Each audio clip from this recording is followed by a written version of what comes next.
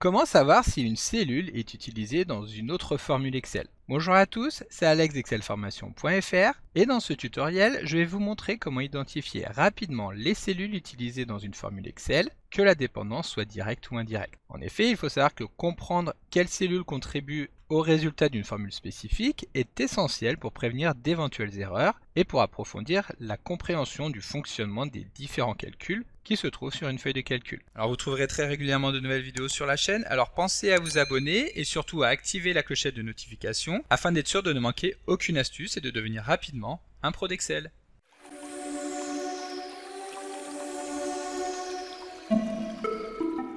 Avant de découvrir le tutoriel de cette vidéo, sachez qu'à l'occasion de la rentrée, vous pouvez bénéficier de remises exceptionnelles sur l'ensemble de mes formations en utilisant le code rentrée23 et en suivant le lien disponible dans la description de la vidéo.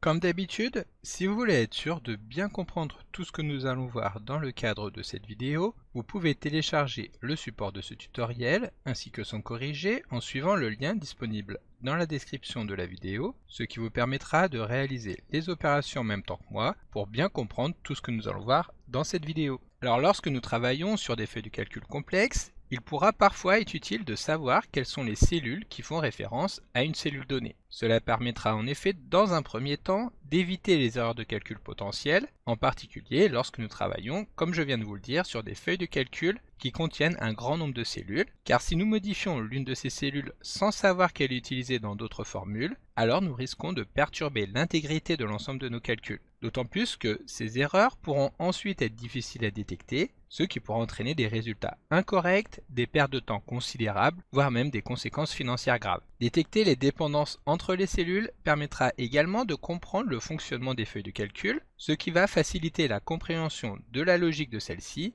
en particulier lorsque nous ne sommes pas directement l'auteur de ces formules. Et donc c'est pour cela qu'Excel propose une panoplie d'outils dédiés à la recherche de dépendances, que nous allons découvrir dans ce tutoriel au travers d'un exemple concret. En effet, ici nous avons donc un tableau qui contient les données de chiffre d'affaires mensuel des 3 dernières années d'une entreprise. Comme vous pouvez le constater, les données de ce tableau sont ensuite utilisées à plusieurs endroits, que ce soit directement au sein de la feuille de calcul ou également au sein d'une autre feuille de calcul que nous avons ici qui permet donc de représenter graphiquement ces ventes trimestre par trimestre pour les 3 années correspondantes. Et comme je viens de vous l'expliquer, pour identifier rapidement ces cellules, nous allons pouvoir utiliser l'outil de recherche de dépendance. Pour cela, il suffit de sélectionner l'une des cellules de notre tableau, puis de nous rendre dans le menu Formule du ruban, et c'est dans le groupe Vérification des formules que nous allons retrouver les fonctionnalités qui correspondent. Tout d'abord, nous avons donc l'option Repérer les antécédents qui va permettre de visualiser les cellules dont les données contribuent directement à la formule sélectionnée. Ces cellules sont référencées dans la formule avec des flèches dirigées vers la cellule sélectionnée. Ici, si nous cliquons, évidemment, nous n'aurons aucune information,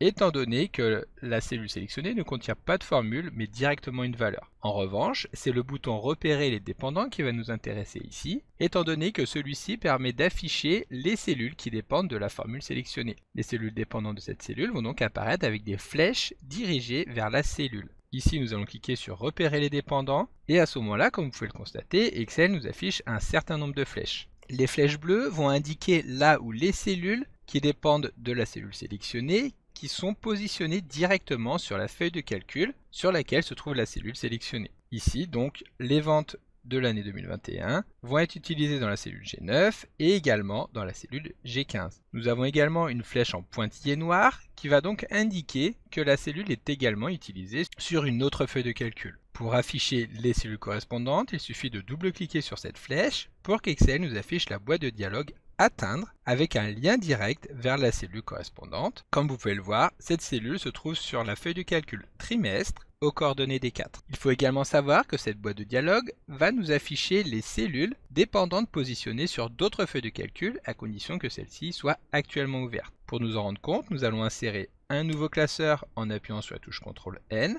Nous allons taper le symbole égal et ensuite donc nous allons pointer sur la cellule C11 qui est actuellement donc la cellule sélectionnée. Lorsque nous allons valider, Excel va récupérer ce résultat sur la nouvelle feuille de calcul, à savoir 11 000 €. De cette manière, si nous revenons sur la cellule et que nous lançons une nouvelle recherche de dépendance, il nous suffira ensuite de double-cliquer à nouveau sur la flèche pour voir que maintenant, la cellule est également utilisée sur le classeur 1 dans la cellule A1. En revanche, il faut savoir que, comme je viens de vous l'expliquer, il faut impérativement que la feuille de calcul soit ouverte. Si nous la fermons même après l'avoir enregistrée, Excel ne sera plus en mesure de détecter cette dépendance et ne nous l'affichera plus dans la boîte de dialogue. Ensuite, il faut savoir que les cellules que nous venons d'identifier avec la méthode vue juste avant nous permettent d'identifier uniquement les cellules directes, c'est-à-dire les cellules utilisées directement dans la formule de la cellule sélectionnée. Ici, nous allons par exemple sélectionner la cellule G10 et voir que celle-ci récupère la somme des ventes de l'année 2021,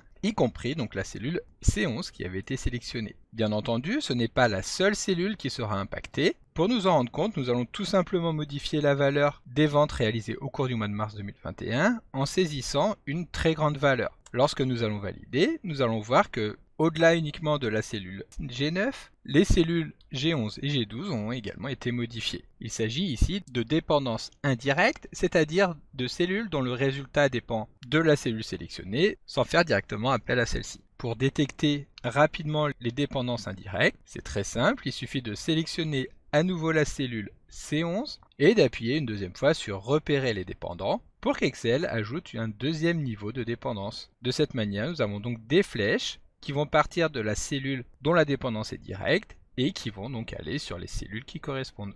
Donc comme d'habitude, vous pouvez télécharger le support de secours en suivant le lien que vous trouverez dans la description de la vidéo. Si la vidéo vous a plu, n'oubliez pas de la liker et de la partager à vos collègues et amis sur l'ensemble de vos réseaux sociaux. Et vous pouvez également me laisser vos impressions dans l'espace des commentaires, je lirai chacun d'entre eux et y répondrai avec plaisir. Évidemment, si ce n'est pas encore fait, abonnez-vous à la chaîne pour ne manquer aucune astuce. C'est également très important pour m'aider à gagner en visibilité afin de pouvoir développer la chaîne et continuer de vous proposer des tas de nouvelles vidéos. Merci d'avoir suivi cette vidéo et à très bientôt pour un prochain tuto.